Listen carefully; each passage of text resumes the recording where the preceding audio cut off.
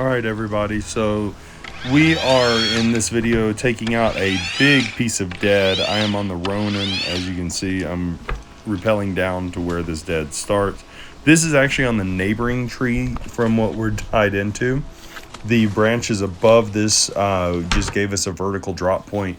The piece that we're taking out didn't seem very stable, so we didn't want to tie into it itself. And if we had tied into the tree that this piece is on, we would have had to laterally transition more, putting more tension on that piece, and we didn't want it to break off. So here I'm taking a big piece. I just snap cut it. I was really hoping it would have laid on its side, but the weight of these are difficult to judge considering the fact that it's so dead and it had like habitats and different things in it. And instead of it laying on its side, it laid on its end, and then it actually sprung over because the ground is frozen and it was hollow, so it just bounced a lot. Thankfully it missed all the headstones and we were good on that. Now repelling down just a little bit more, and with this setup that we have, it's not real typical. I don't usually do work directly off of the Ronin.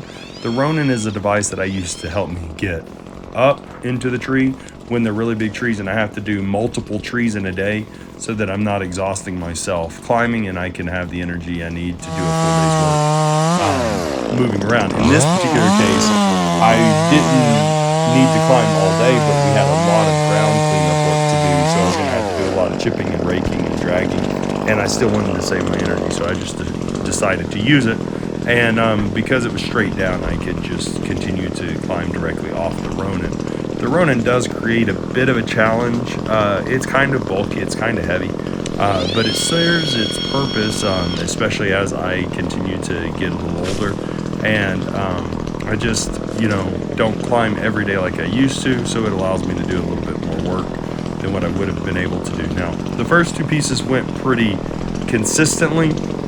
This one I noticed was actually leaning considerably to the right-hand side of the screen instead of the left, like the other two pieces had been.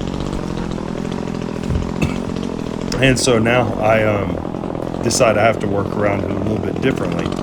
And what you see here is me trying to orient myself so that my rope won't get in the line of fall of the tip of this piece.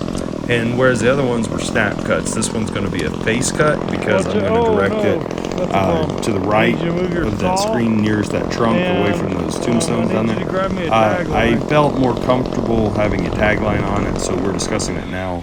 They send me up my tagline. I'm putting that on there. I'm going to cut a face into this piece, and then I'm going to back cut. Sorry for the camera angle. It's a little high. I didn't realize that it had gotten bumped and it had moved upward on my head. So the key with these trees is just getting like between the tree that I'm tied into and the tree that I'm cutting on. I think there were like 7 pieces that were pretty large that we needed to take out for public safety. The tagline but we weren't getting all the dead out, and we're trying to get this done within 3 hours so that we can get the rest of the cleanup and get off this job. My climb rope out as you can see here, I'm just getting the tagline and everything set up so that we can have it. He's pulling on it. Michael's down there pulling on it. And when I cut this with the back cut, I did leave a fatter hinge closest to me, so it would swing more in between the two trees rather than out.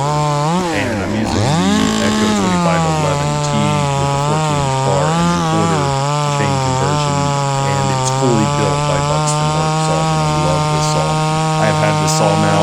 It got stolen from me. I got it back. I've had it for about 3 years, I think, and it runs as good today as it did when I bought it. So I don't see, I don't see any significant wear. I do run 50 to 1 on this, even though a lot of people want to run higher mixes. I don't like that because it does wear out the rings and piston. You are going to get a little bit more power out of it, but I prefer it like it is. And so that one flopped over, went exactly where I wanted. Now what you're going to see me do is come down a little bit more, and you'll probably have noticed that I'm using my hand on the Pro 6 and the Ronin, and that's because the Ronin has a brake release and the Pro 6 is my backup, which is what they recommend, so I'm having to manage both of them to descend. And now I am going to actually just cut that nub off to a clean cut, but there's going to be a nub left There was already Yeah, we're not gonna various do that cuts on because of this, time. and I figured So, leaving yep. And a I'm slightly leaving that unsightly big nub nub there 'cause it's with already a got a lot of smaller wound cut wood on it. where wound wood had already So, occurred I figure and it could can continue to more quickly heal over this would be better than Important. cutting off Yeah. this nub all the I way back agree. to the trunk and creating a wound size that was 3 times the size that would take even longer for this tree to heal from. So that's what I did, and now I'm just rappelling down to the ground. I don't know if I look back up and you can see that nub, but I think I do. And There we go. it wasn't the greatest looking nub, but they were really going for safety and It is only efficiency, 11%. and these silver poplars don't do great as it is. So anything that we can do to help them Quick warning. compartmentalize All we got and done. keep that decay safe is better.